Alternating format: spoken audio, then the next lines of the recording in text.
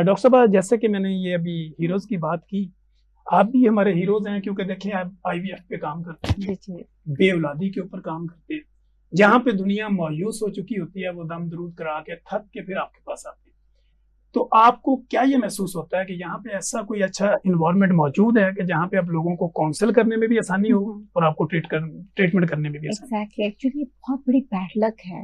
ये कहाँ से स्टार्ट हो रही है? गवर्नमेंट लेवल पे है या फिर डॉक्टर्स की सोसाइटीज? लाइक इनफर्टिलिटी के लिए ये सोचा ही नहीं गया कि ये एक प्रॉब्लम है, ठीक। और उसके लिए सेपरेट कोई नहीं। जैसे यूके में हम हैं, हम रेफर टू इनफर्टिलिटी सेंटर कर देते हैं, तो वो इनफर्टिलिटी सेंटर के लोग जो होते हैं, एक्सपर्टीज उनमें होती है हर तरह के पेशेंट को डील करने के लिए। हमारे यहाँ जब भी बे औलादी का मसला होता है, सबसे पहले वो जाते हैं किसी हकीम को चेक करवा देते हैं, किसी नर्स को चेक करवाते हैं, फिर किसी बड़े डॉक्टर को, सिंपल गायनेकोलॉजिस्ट को चेक कराते हैं। और वो तशखीस करने की बजाय कि मसला हस्बैंड का है, वाइफ का है, या फिर कुछ भी है, वो ब्लाइंडली एक अंडे बनाने वाली दवाइयाँ।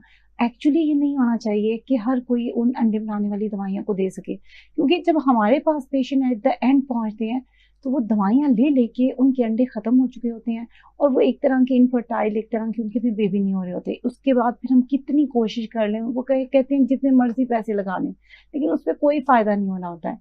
तो हमें ये अवेयरनेस देनी चाहिए, और एक ऐसा सिस्टम डेवलप करना चाहिए, और कुछ इनफर्टिलिटी सेंटर्स बहुत सारे होने चाहिए, पेरिफेरीज में भी होना चाहिए, जहां एक मेडिकल ऑफिसर हो, एक ऐसी हिस्ट्री ले सके कि आपकी तशखीस हो सके, जो 4-5 एक डायग्नोस्टिक टेस्ट होते हैं हस्बैंड के, वाइफ के, वो हो जाएं, तो आप तकरीबन 1 to 2 ईयर में, अगर आपके चांसेस और हैं लोगों तो की ट्रैवलिंग भी बचाई जा सकती है। बिल्कुल इस लेवल पे इस पे काम करना चाहिए, क्योंकि इसकी बहुत जरूरत है। हमारे पास ऐसे ऐसे पेशेंट होते हैं, 32 ईयर्स की पेशेंट है, बिकॉज ऑफ द मल्टीपल अंडे बनाने वाली दवाइयाँ ले लेके उनका EMH ड्रॉप हो चुका है। अब उनके पास है कि नहीं है, शी सेड कुछ भी करें तो मुझे बेबी चाहिए, लेकिन हम उनके लिए कुछ भी नहीं कर सकते। ठीक। तो ये जो है ना, अवेयरनेस देना, एज अ डॉक्टर मैं समझती हूँ इलाज बाद में है, मेडिकल एजुकेशन पेशेंट को देना ये ये डॉक्टर बहुत का जरूरी है। फर्ज है, और उनकी काउंसलिंग करना।